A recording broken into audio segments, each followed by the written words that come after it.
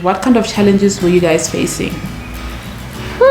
Until one particular night whereby he literally nearly killed me. Daddy and I are not together anymore. How does the conversation go about? I actually had to go live at a place of shelter. The threats, the stalking. Even after he came back from prison? Even after he got out. And my parents would allow him to come to their home and spend some time with the child. Phenomenal Motherhood, where we discover, discuss, debunk, and celebrate motherhood. Parenthood is a roller coaster. Motherhood after a divorce is something else, especially a messy divorce. On today's episode of Phenomenal Motherhood, I am joined by Nokulila. Nokulila, welcome to Phenomenal Motherhood. Thank you, Sarame. Thank you for being here. So she's going to tell her story of how she's mothering her boys after a divorce. My name is Sarame and welcome to Phenomenal Motherhood. Nokulila, this is a question I always ask my guests, right? I want to first understand your childhood. How was growing up like for you? Okay. What kind of a child were you? Okay, so I had a beautiful childhood, so to speak. I was an only child for the longest time ever, so it felt for 10 years I was the only child. Oh, same here. Until I had my younger brother. So I had a nice childhood. I had a beautiful, happy childhood, so to speak. I was a happy child. I was very energetic, always playing with the boys for whatever reason. Yeah. So yeah, I had a good one. Did you grow up with both your parents? I grew up with both my parents, yes. So was it something that you were looking forward to, that one day when I grow up I want to get married and have kids and stuff like that? Absolutely. From a young age, not a young age per se, but probably in my pre-teens or in my early teen ages, I always wanted that for myself because that's what has always been embodied and has always surrounded me. So I didn't realize the other options. That's all I knew and that's all I was looking forward to. Okay, so now you have two boys. Yes. Mom of boys, hashtag boy mom. I want you to tell us how you met your ex-husband. Okay, so I was doing my internship a very long time ago and I was renting out a room back in Tembisa. So he used to come visit his friend who also lived in the same compound as us. So he obviously saw me when he was visiting a friend, and a couple of times he would try to get my attention. Eventually he did. He's a funny guy. Yeah. So eventually he did. That's where and how we met. Okay. And you guys dating, how did your family receive him when you eventually introduced him to your family? Okay, tricky.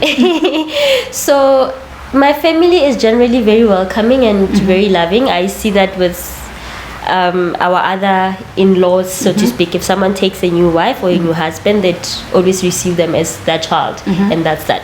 So they were very welcoming to him. They were very loving towards him. My mother did have some reservations. She did have some reservations, but she never obviously showed it to anyone to say that I've got reservations about 1, 2, and 3. Nothing bad though, you know. She was just a bit concerned about a few things, and she did voice them out to me. But towards him, they were really awesome. I think also mothers are just very careful and very overprotective of their daughters because they want to make sure that you're going into a right marriage. True. You know. And then how did his family receive you? Well, fairly well. His cousins, his older cousins, they're an elderly couple, so to speak. They received me very well. The entire family, their children and them. Their sisters, two of them did receive me very well. The other one, not so well. I think maybe it's because we had close contact with her because she did not live very far, so we could visit each other in the end. But she wasn't. The other ones, maybe they were just excited about me because they hardly see me, and but the mother as well was not the warmest of welcomings, but we were civil. Okay. So now you guys have a baby together, right? See, how was it for you when you found out that you're pregnant? I think I was the least happy with the setup, but he's always been keen on having a baby. Either whether he said it jokingly or not, but he's always said Ngizongitisa, you know. So he was genuinely happy. He was genuinely happy. To date, he loves his son to bits. So I was the one who was a bit, so skeptical about it. Thinking about the parents back home, you know, and everything else. But yeah. Okay. And how was your pregnancy journey? The pregnancy itself was very hard. I've got nausea from day 1 till week 42. That's hectic. Literally. That's hectic, So it was very difficult. I had terrible nausea. Whenever I would eat something, it would just come right back out. Obviously, then I would be very tired, feeling lethargic. But yeah, that was the only difficult thing about it. With him, he tried to be supportive, but I think when you're telling someone this is what I'm going through, they don't really completely apprehend it per se. So he tried to be supportive. He was around despite certain things, but it was not terrible. But he was there. He was there. And that's what's important. Yeah, true. And how was your marriage in general? How was it like? It was not the best. I'm not gonna lie. It was not the best. It was not the happiest. But I think as people generally, we have this thing at the back of our mind somewhere that when you're having challenges or when you're being mistreated, you then tend to look at it as challenges. You know. So it was not the nicest. It was not the happiest. I overlooked a lot of things because I figured it was just challenges. You know, if we talk through it. You were trying to be positive. I was trying to be positive a lot. So it was not the happiest. Sure. Okay. So you mentioned that there were challenges in the marriage. What kind of challenges were you guys facing? There was a lot of infidelity. Financial squabbles as well. I was the only person working at the time throughout, really. Sure. So it was very hard. There was a lot of pressure on me, and I could sense some pressure on him as well, not being able to provide. So I think the frustration, I'm not making excuses for him, but I do feel that the frustration probably led to some of the things that he may have said or may have done at the time. But obviously not to overlook the other stuff. There was a lot of infidelity. So obviously we can't excuse that for anything ever. No, we can't. Yep. Sure. And I mean, you guys have a baby, right? He's how do you guys? 27 now. He's 27. Yes. Oh wow, time flies, eh? So how do you guys resolve challenges, if you did resolve challenges in your marriage when you've got a baby? We never managed to resolve anything ever. Really? You guys have like family intervening and trying to resolve your issues, or friends or third parties? No, I deliberately kept everyone out of our issues, and I'm still not certain why, but I deliberately kept everyone out of our issues until it was unbearable, and then I did approach my family and we tried to sit down, both families, to try and resolve certain things, but at that point it was already too late. So I literally sat them down to say, these are the challenges that we've been experiencing over this couple of years, and I've reached a decision whereby this is the end for me. So that was the only time that I actually involved anyone, a third party of some nature. Yeah, I think you not involving people. I've spoken to a lot of married couples or married people, and they say the reason why they don't voice out certain challenges about their marriage is because they love the person so much and they're trying to protect them, because they're also thinking, let me try to be positive. Maybe after this thing, he'll change or she'll change. So if I tell people his shortfalls, then they're gonna look at him, sideways, or try to encourage you for a divorce, whereas at that time you were not ready for a divorce. Okay, so that was not the case with me. I've always been very independent, you know. I think being the only child for like the longest time, and even when I had my younger brother, then I was shipped off to boarding school. So I've always had that independent thing. I can do this, you know, tough cookie mentality going on. So to date, I hardly involve anyone if I'm experiencing challenges of any sort until it gets really bad. Then I can give someone a call, but generally that's not why I felt I didn't want to involve others. Yeah, funny enough, like you mentioned, I'm also like that, right? So I even remember when I was giving birth to Ayo, I didn't want to involve anyone because I didn't want to stress people. I didn't want people fussing over me, you know, until things got real. I called my mom, I'm like, what's wrong? I'm dying. I get you. I think being the only child for 10 years as well, I think I also have that thing as well. I want to do things on my own. Yes, and really we don't got this. No, sometimes you need a little bit of support. Definitely. Be pampered once in a while. Yeah. So, how old was your kids when you guys were going through the challenges leading to when you guys actually divorced? Yeah, so my eldest was at the time 6, I believe, and my youngest was, I think, barely 2. Is it? Yeah, I think he was barely 2 or around 2. Yeah, at the time. Okay. No, my eldest was 5. Okay. My youngest was barely 2 at the time. That was when everything began, whereby I was saying this is where we are now heading towards. So our separation was like in 2 phases, so to speak. Okay. There was the first civil, so to speak, conversation whereby I was saying, this is the end of things. That's when they were like 5 and about 2. And then there was the second phase of it whereby it was no point of return here. That was at a much later stage. Okay. So at a much later stage, what happened that you were just like, you know what? It's over.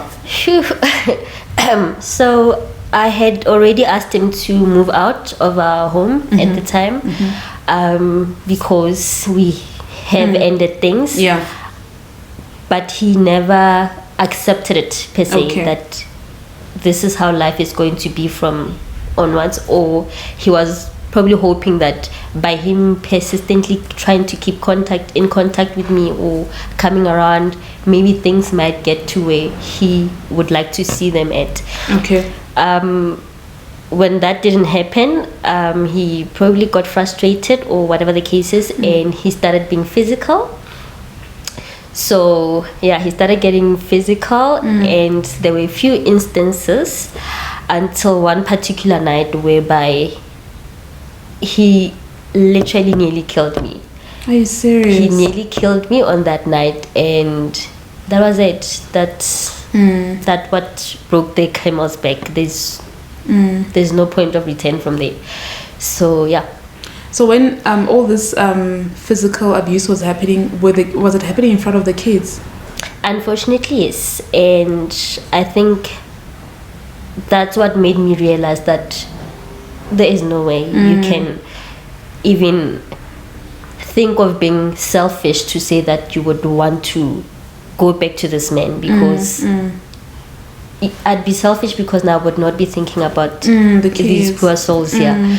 So yes, a couple of times it was in their presence. Not the proudest of my moments ever. But on that particular night when he nearly killed me, fortunately no, they were not present. They were with my parents. Okay. So do they ever voice out that, because I know with physical abuse, right, kids, obviously when the kids are watching, right, they get affected by watching their mother getting beaten. Is there ever a point where they try to fight their dad, or they're angry, or do you ever see a sign of the kids being affected by this, or they were too young? My youngest was quite young at that time to apprehend what was going on and probably now vocalize it or act out in any manner. My eldest was affected, yes. Even though it happened in front of him, there wasn't much he could do but scream and cry and plead with us to stop. But it did affect him because I did realize that much later when he was gone, he began to bully other kids. You know, he began to bully other kids, even his brother at some point. He was a bit withdrawn. We were the best of buddies. You know, we were the best of buddies. We would have plenty of fun together. But he would be a bit withdrawn. We didn't talk as much, or it was talking, but it was just general stuff. Let's just get the day over and done with. It was not the usual little boy that I know. Yes. Yeah, those were the major things that stuck out for me. And do you now, when Daddy's gone, do you now sit him down and say, this is what's happening? Daddy and I are not together anymore. How does the conversation go about? Absolutely. So I did sit him down to say, this is how things are going to be as of now, because mommy and daddy are no longer together, and try to get from him as well what is he feeling around it. And but of course, this was at a point whereby he was no longer so vocal and so free anymore. So he tried to just play around it, like, you know, I don't really care per se. And I would probe as to, but why are you so dismissive per se? And then he became pretty vocal to say that I did not like how things were as well. I did not like it when he used to do that. I did not like it when. So I think maybe there was some sense of relief from his side as well, even though he could not articulate it properly as a child. But I think there was some form of relief as well from his end to say, well, good riddance, you know. But obviously then some sadness as well there, I'm certain, because he would probably miss, well, I had to move out of our home, unfortunately, with all the changes that had to go on. So he would obviously miss the home and the setup that we had, and possibly even miss him. I don't know. So yeah. Do you ever consider taking him for therapy? I did take him for therapy. I think with everything that was going on and realizing my pain and my frustrations and my anger and I always had to consider them as well. If I'm going through all these emotions, can you imagine what they are going through? And also seeing those few changes, I did take him for therapy. There was no way. I was willing to lose my little boy to such evil. I wanted him back desperately, and I would do anything. Okay. And in the same note, you trying to help your son get back and heal and, you know, just get all the assistance that he needs. What about you? Who's supporting you? Who's taking care of you mentally? Are you going for therapy as well? Sheesh. Okay, so my biggest supporter was my mother. My whole family actually, but you know, with fathers, they're not too vocal about things. But they were very supportive. I also had a family friend of ours and his son. They live nearby to where I live, so they were also very supportive. I actually had to go live with them for some time. I tried therapy. I don't know if the timing was wrong at that point, or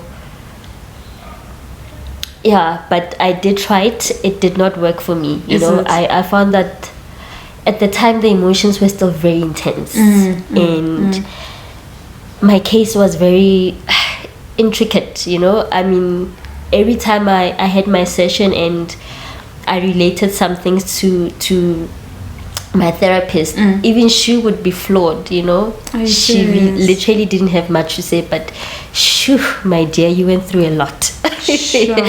So I felt that it was not helping me at the time. I don't want to say that therapy does not assist, but at the time I felt that it was not helping. There were just too many emotions, very intense, and it was still too very raw.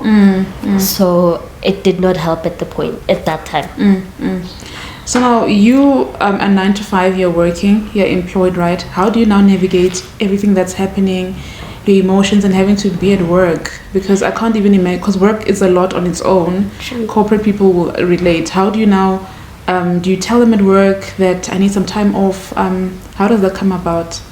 So like I said, my case was very intricate. I actually had to go live at a place of shelter for a good month after the night that he tried to kill me, because he kept on intimidating me and stalking me, and so the police had to move me to a place of safety. So unfortunately I had to tell my employees. Fortunately they were very supportive. So yeah, an entire month I was not at work. Sure. Even after coming back, the constant threats and they continued for like months. So it was terrible. I was no longer the same at work. There were days that I would come to work very angry, you know, I can imagine. snapping at people who really don't deserve it at that point. And then there were days whereby I'd be so depressed, like I'm literally flawed, you know. I'm physically present there, but everything just kind of passes me until the day is over. So obviously your work gets affected. Of course.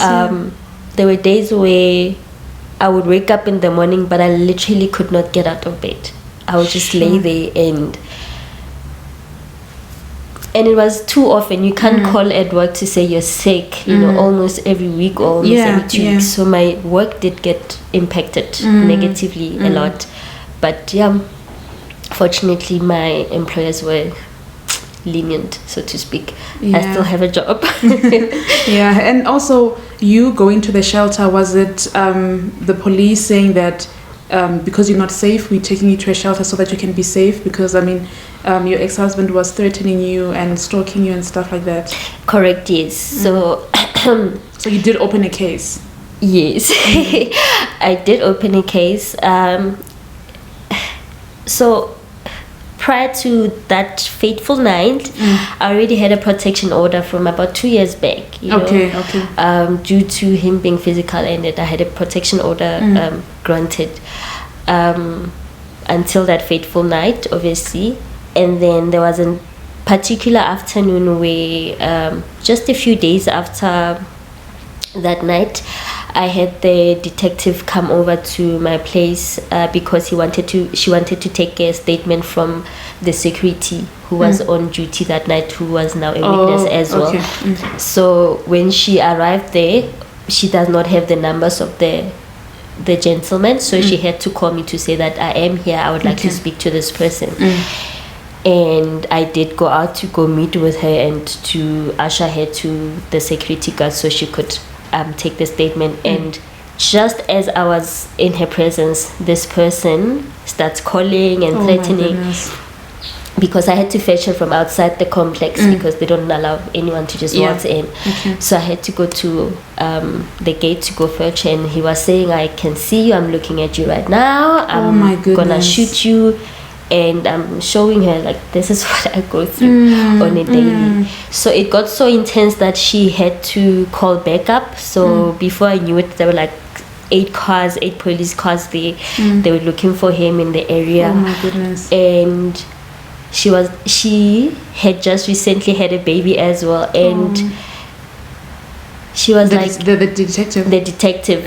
And she also felt rattled by that situation. So she was like, one, you are not safe, and it's clear that whoever is around you at no particular time of the day is also not safe. I, as a policewoman, did not feel safe at this point. You know, this person is saying, I can see you, you're wearing this and that, you're standing wherever, why are you speaking to the police, and you know.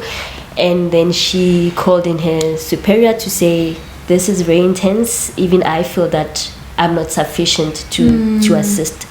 And just like that evening I was waltzed off to a place of safety. And during all this that's happening, police detective come into your house, where are the kids? Are the kids with you? Do they go with you to the safe house?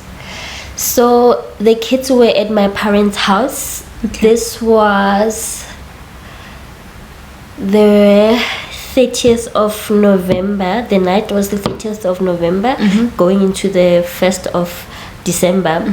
So they had, my youngest had left for my parents a few months prior. After we had another altercation with him trying to forcefully gain entrance into the house, and he always used the excuse to say that, I was there to see the child, but why do you have to be violent about it? So my parents took him away to say, let's see what excuse he's got now. But then obviously it continued.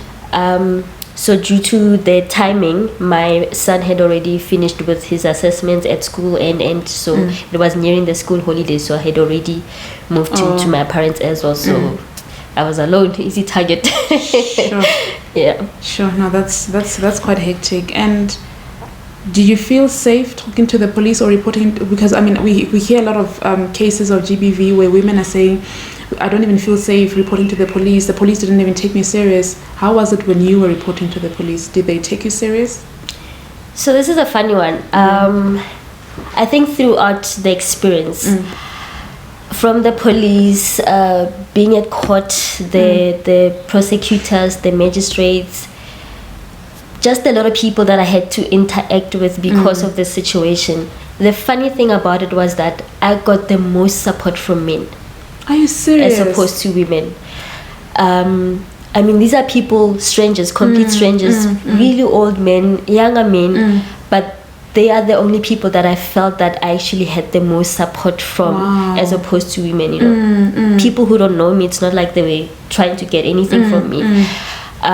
Because I remember the detective who was working on my case, the lady detective, she sat in the office with another lady detective. So when the trial had to start at court, she would call me in to give me the subpoena to be in court and explain to me as to what will happen. And I remember her colleague was there, and obviously they'd probably spoken about my case in my absence or whatever the case is. And she said to her, this is whoever, this is the lady that I told you about, that I'm working on the case, that case, blah, blah, blah. And this lady just went at me,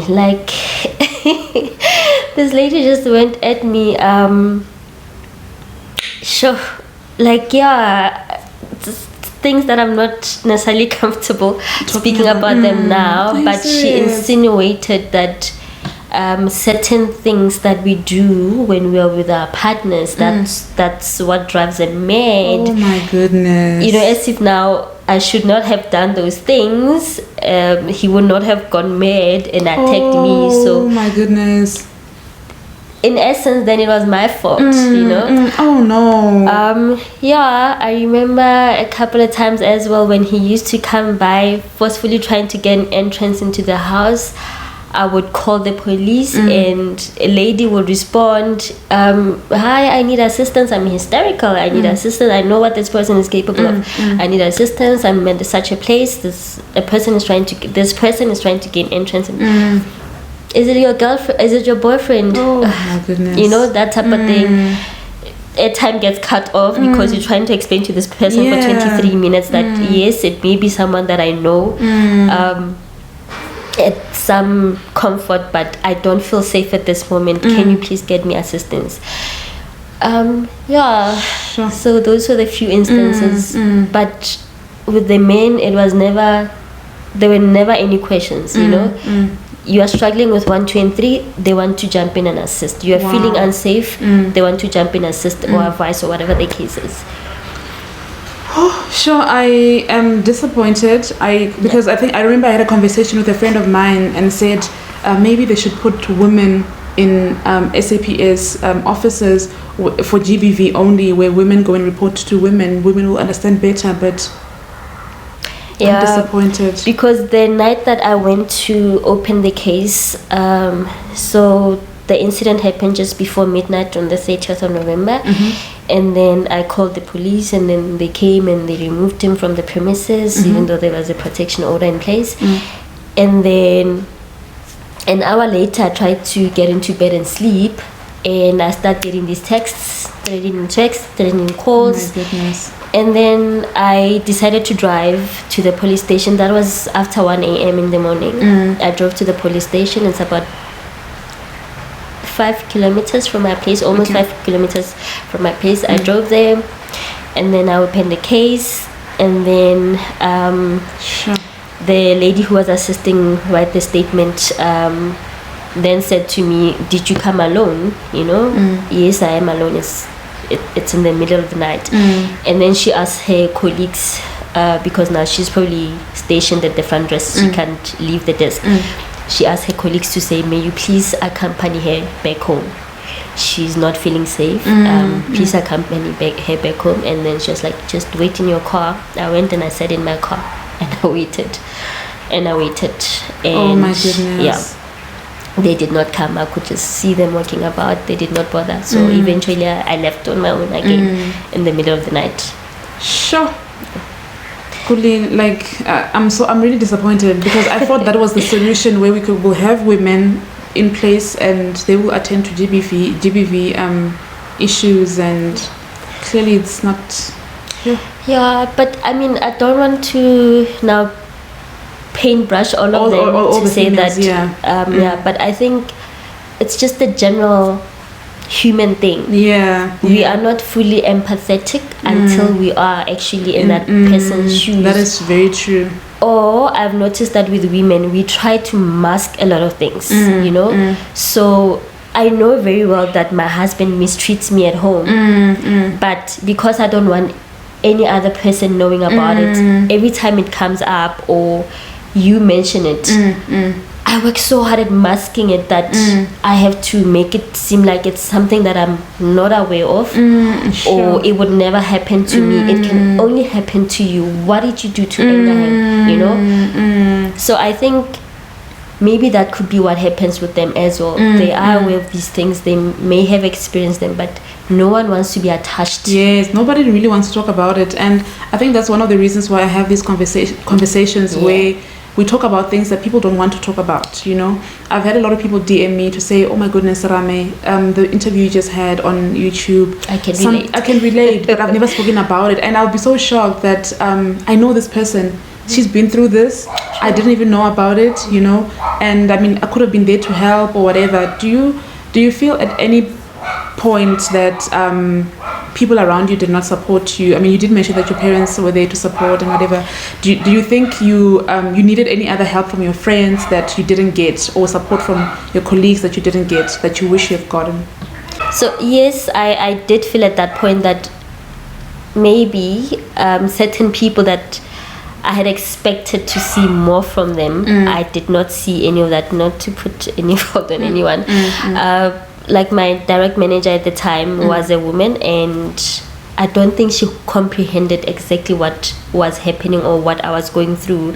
So yes, she had to be supportive as my manager, but you could sense the displeasure when I have to call in and say, "I can't make it today," or whatever the case is, or it's 4 p.m. I cannot stay much later than I can. It's winter and it's gonna be dark outside. I don't feel safe. I had cars follow me from time to time from work. So even some of my friends as well. I remember there was a close friend of mine at some point, a male friend of mine. He called me up to say, "Let's have lunch." We sat down and he asked me what happened. I'm feeling safe. This is my friend. I'm venting. Can you believe it? This and this happened. And the very first thing he said was, "What did you do to anger him that bad?" And I just knew at that point, what did you do to anger him? I did not expect that from him, firstly, and even if that was his genuine thought, but as my friend, I expected something completely different. So and some of my female friends as well, they did not necessarily turn a blind eye, so to speak, but it was something that they did not bother to engage me on. I did have a few friends, yes, who would call in and they would pray with me and they would say comforting words, but I feel that I could have gotten more. Guli, I still really cannot comprehend everything that you've been through, right? But now, after everything, right, how is your healing journey like? And I mean, you going to court up and down, how are you managing your mental health, you know, because you have to face him in court and so on. How was that for you? How's the healing journey like? Sure. So I can't say I was managing it at all. Firstly, it's something that you had not prepared for. It's something that you've never experienced before. You literally don't know what to do. And there are also emotions that come in as well. You just forever overwhelmed by all these different emotions. So when you're overwhelmed by emotions, it's difficult for you to be fully logical about certain things because the emotions just take over. You're just all over the place. So I can't say I managed it in any manner whatsoever. I was just living day by day as it comes. You know, like I said, there were days where I would wake up and I cannot move. You know, there are days where I wake up, I'm just in tears, and then there were days where I felt normal. Things felt normal. I can go to work. I can laugh with people. Can talk to someone on the phone. So I can't say I ever managed it. I failed dismally at managing it. And then with regards to the healing journey, I think it's an ongoing journey still. It's ongoing. It does get better with time. I'm not going to lie. It does get better with time, but it is not easy at all at any point in time. I can't say that I can point out an incident or a day whereby I can say that you know, there was some normality to it. It's an ongoing journey, but I think what has cemented or motivated me to want to do better and get better is definitely the boys. You know, they're still so young. They're still so young. So I think they're my greatest motivators to say, you need to get through this. It doesn't matter how ugly it gets, how messy it gets. You walk through the thorns and see it to the end because they need you. So they've been my rock, my core. Whenever I lose it, I have to look back at them to say, I'm not doing it for anyone. I'm not trying to please Serame or look good for the cameras, but I need to do it for these two little human beings. So now, throughout everything, your kids were with your parents. When do they return to your home? So I left the place of safety the day before. Did you feel safe at the place of safety? I did feel safe.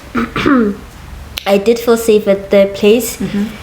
I think it's just a mental thing because I personally don't know the place. I don't know the area, so the assumption would be then nobody else will know the place. So yes, at that point I did feel safe at the place. Also because there are other women there as well. It's different to when I was at home, just me in the house. I feel there are other people around 24/7. Sorry. So yes, I did feel a bit safer at that point. Okay. And when do the kids now return home, and where were you in your healing journey when they returned home? So I left the place of safety the day before my youngest son's birthday. His birthday is on the 31st of December. I left the place on the 30th, and that's only because the suspect had given himself over to the police on the 28th of December. So I left the place on the 30th. So after like a month or so, then he gave himself over. Yeah. So I left and I went to my parents' home, and I had to now look happy and be strong, ensure that my son enjoys his birthday. I threw him a birthday party, last minute arrangements. And then come January, my oldest had to come back because school is starting. So my youngest still had to be with my parents. So it was the worst time. I can imagine. And you know what's so powerful about mothers, right? It's you going through so much, but you still want to show up for your kids. You still say, you know what, even though I'm going through this, I'm still going to celebrate my kid's birthday. I'm still going to make him feel Yes. special. Sure. So how was it now? Your eldest is back at home. He's back at home. I can't even say home because I could not go back to my house after that. You know, I was constantly getting threats. You would wake up, open the window, you get a text. I told you to leave that house, I will kill you. Why are you opening the window? Oh my goodness. So yeah, there was a lot of anxiety when I was around the place. So I had to leave my home. Obviously unplanned as well. I had not prepared anything for us. We then went to live with this family friend of ours. So that's the home that he came back to. It's other people's home. And they're just accommodating us, type of thing. So, and then here I was in the midst of all these emotions and this anxiety of being followed, get threatening texts, and mornings, like some mornings I can't wake up and I need to wake up and prepare him for school. So, you know, I then forced him to be independent, to say just go and brush your teeth and wash your face, and I've got the uniform out here for you. And then, so I think that was the worst time through all of this, him having to come back to me at that point in the state that I was in. Sure. That was the worst for me. Sure. Okay, so after he handed himself over, does he get arrested? What happens? And how long does he stay in prison? So after he handed himself over, I think he was in the holding cell or whatever for only a few days because his lawyer got him bail. So I think even on my son's birthday, he could have been out because I remember he was posting some pictures from the birthday party. I don't know where did he get the pictures. I don't know where he got them from. I Goodness. do suspect that he got them from a cousin of mine who was there. I know they were close. Okay. So I do suspect that he got them from him. So I do remember that his social media, he was posting pictures from the party. So he was literally in there for just a few days. So everything happened in 2017, right? So now he comes out of prison. When do you guys ever be okay where he now has a relationship with his son, or you allow him to have a relationship with his son? We've never been okay. We've never been okay since the incident. Since the incident, and remember it was continuing. You know, the threats, the stalking. Even after he came back from prison. Even after he got out. So it was continuing. So obviously I did not want any contact with him. But again, being a mother, you want to do what's best for the little one. I knew that I could not keep him. I did not want to keep him away from his son. I did not want to keep his son away from him. So my son remained with my parents, and they would allow him to come and see him whenever he could, despite the reservations. But we all understood that the important person here would then be this little person who does not know what is happening at all. So we've never been okay. I was never in contact with him. I did not want any contact with him. Just my phone ringing, private number, the anxiety, the heart palpitations. So yeah, that's how he managed to stay in contact with his son. My parents would allow him to come to their home and spend some time with the child. Was he ever responsible financially for the child? No. No. So like I said, throughout us knowing each other, I've always been the financially provider, the financial provider. He's never worked. So the income that he said that he had at the time was his rental money that he got from his house back in Zim, which obviously was not much once you once it got to SA. So I think after I had now told him to move out of the house, that's what was carrying him through, and then maybe he would save up what he could save up, and then he would rock up in December with like 2 pairs of trousers and 2 pairs of shirts and maybe a pair of shoes and a little toy here and there, and then that was it. So now he does come to your house to see the child? Now he is in jail, finally. Are you serious? So you finally got justice? I finally got justice just a little over a month ago, since 2017. A month ago from now? Yes. You are joking. Yes, since 2017. This is 2021. He is finally in jail. He had a lawyer at that time, so obviously she tried as much as she could to just keep him out of jail. So they were always postponing the hearings for silly reasons for the longest time ever. And then we had COVID beginning of 2020, so we could not, the court was not allowed to have court hearings anymore for some time. So when things did finally ease up, the restrictions and everything, then they called us up again to say we need to come for the court hearings again. And all this time he was out? All this time he was out. Yeah, so we finally got finally got a sentence. He is in jail now. It's probably going on 2 months. Yeah. Wow. And how long is he going to be in jail? From what I heard from the prosecutor, he got 6 months for a different count, for a different charge, and then 20 months for another charge, and then another charge. Unfortunately, they couldn't charge him for it because of lack of evidence, and another story. So apparently they're gonna be running simultaneously or concurrently, so that's equivalent to 20 months. Okay, sure. And now your son is 7 years old. Does he know that daddy's in prison?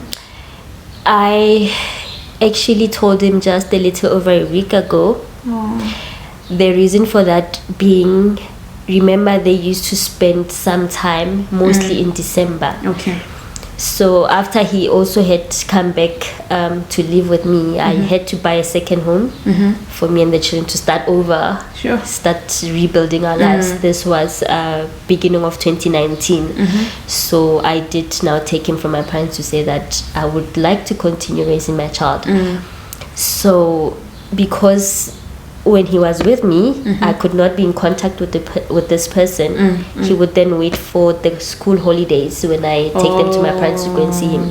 So I had to tell my son now, because the school holidays are coming up, and he's gotten used to the routine that when that grandma and granddad's house, my dad will come and see me. So I had to sit him down and tell him that it won't be happening this year, and these are the reasons. It's not that he does not want to come see you or he does not love you anymore, but he's in a place whereby he can't. Sure. Does he understand? He said he understands. He said he understands. Obviously he's not happy about it. I asked him how he said that he won't be able to see his dad, but if that's the case, then he understands. Sure. And how are you feeling now after you got justice? I don't think it was ever about justice per se for me. I think I just wanted us to get to a point where a third party would come in and say, no, you are wrong. Because he was in denial about so many things, more like about everything. And he was saying things to his family, his friends, his social media accounts and everything. So everyone else has some story or the other from what they're getting from him. And I don't have the energy to be going up to his defending friends. yourself. And no, I'm not gonna do that. So it was never really about justice per se, but I just wanted us to get to a point whereby a third party would come in and say, no, you are wrong, you know. And maybe I'm hoping when it's someone who's not a mutual acquaintance to us says that no, you were wrong and these are the implications, maybe wherever he's sitting he'll actually realize that he is wrong. So yeah, it was never really about justice. I just wanted the relief of someone saying it was not my fault, you know. And also constantly people saying, what did you do? I know. Made you feel like it's your fault, right? So I just wanted that sense of relief to say, someone vindicate me, to say it was never my fault. And did he ever apologize to you? You are funny. So I'm telling you now, to date, he is still saying terrible things. You are joking. Yeah, so he is still not at a point where he's ready to be realistic about things, and accept his wrongdoings. I don't know I don't know why he's doing that, but to date, even now when we're going to court just these past couple of months, he was still saying all these lies and these crazy things. So unfortunately, I've never gotten an apology. I don't think I'll be getting one, because in his world it's something else. Okay, but I would like to think that prison is like a rehabilitation center, right? Correctional center. Something like that. I'd like to think that I was in the prison ministry at church and speaking to prisoners, and them realizing that ever since I've been here, thinking about what happened, I think, what I did was wrong, and I would like to apologize to the family or the victim, right? So maybe when he's there, he'll realize that he's wrong, and who knows? Would you like an apology from him? Knowing him in the manner that I know him, and having seen how he carried himself and how he treated me throughout these past 4 years, I don't think I'll be getting an apology, to be honest with you. I don't think I'll be getting an apology, and it really makes no difference for me at this point. I do, however, hope that he can be civil with me. I don't want us to be friends, but I want him to be able to pick up the call and speak to me respectfully, to say that I would like to see the son at this time, because he did try that a few times and it was not pleasurable at all. So I think that's, at this point where I am now, I know for certain that I'm not getting an apology, and I'm okay with that. I've made peace with that. The only thing that I'm praying for is that he gets some senses to be civil. That's all. So that's what I have failed to get over these past years, and that's my only concern at this point. Sure. Whew, guys, let us know what you think in the comment section. This is a very tough one for me. It's a very tough one, and Guli, I cannot even begin to comprehend, like I said, what you've been through, where you are right now mentally. Because I feel like it's something because this person has been part of you, in as much as you are divorced or you're not together anymore, he was still very much part of your life, and you guys have a beautiful son together, So, sure, if there's a mother that's currently watching and they've been through the same thing, they're parenting after divorce and very messy divorce. What advice do you have for them? Or what advice would you have wanted to hear at the time when you were going through the court up and down and You are enough. You can do this on your own. Is it tough? Yes, absolutely. But we are talking about an individual here that you met after whatever decades of you living and doing just fine. So you are enough, and you can actually do more. You are much stronger than you know at this point. So just hang in there. Don't beat yourself up about a lot of things. Take it one day as it comes. No one has a formula, no one has a manual to this thing. So what you're comfortable with, what you know you are capable of doing, strive for that. Don't even compare yourself to the next person, how Kuli handled it, how whoever handled it. Do what you can, and that's the best way you can do it. Forget how everyone else did it. Forget what's written in some book somewhere. Forget what you saw in some movie.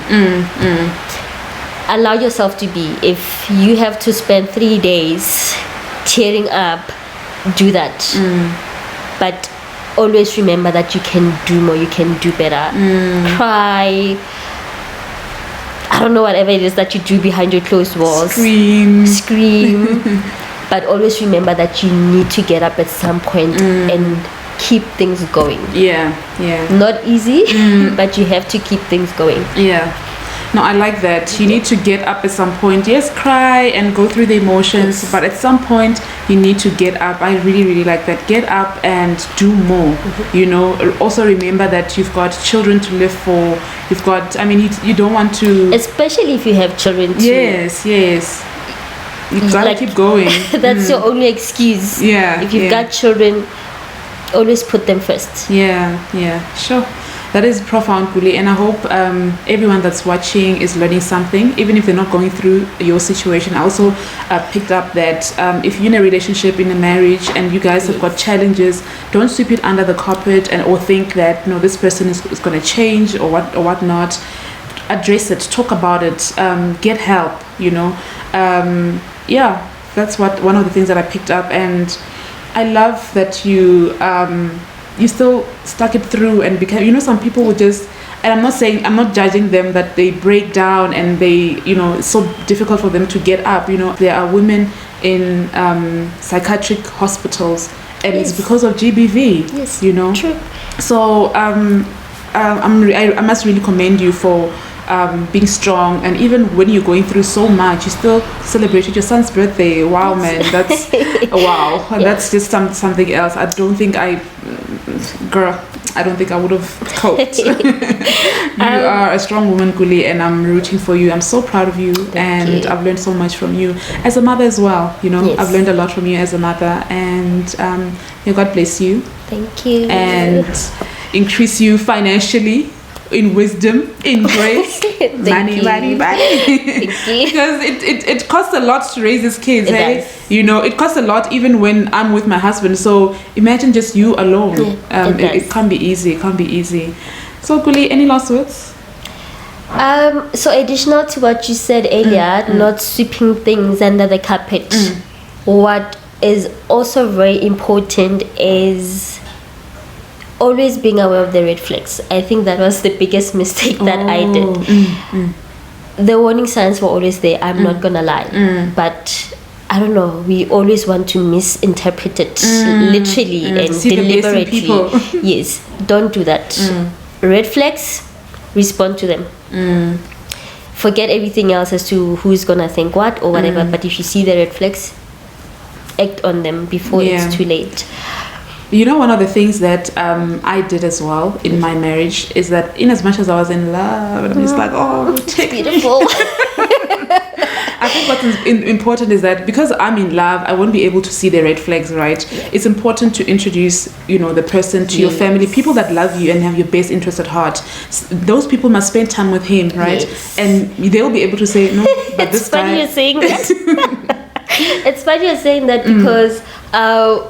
when he got introduced to my parents and I had related some things to my mother about him, and my mother said to me, "Dear daughter, are you sure he's okay?" And obviously you don't want to get a bit defensive, but and she said, no, this is coming from a good place, because with my line of work, the amount of trauma that he went through, and from what I am seeing by looking at him, I am concerned that he might not be, wow. And I never took it seriously because that's very important. Like for me, I was just like, you know what, I love this guy, I'm so in love, and when I was like comfortable enough, I'm like, my parents need to meet him, my friends need to spend time together. So it was very important even for me to have like my family over for a date or whatever, or whenever we like just spend as much time with other people, so other people can. And I always tell them, please just look out for red flags, because I won't see them. I'm in love, I love this guy. Why didn't I meet you back then? Now I know. Now you know. So yeah, I think that's very important. And that's it for today. Thank you so much for watching. Don't forget to subscribe. Don't forget to like the video and comment down below. And until next time, bye. Bye. Thank you, everyone. Thank you.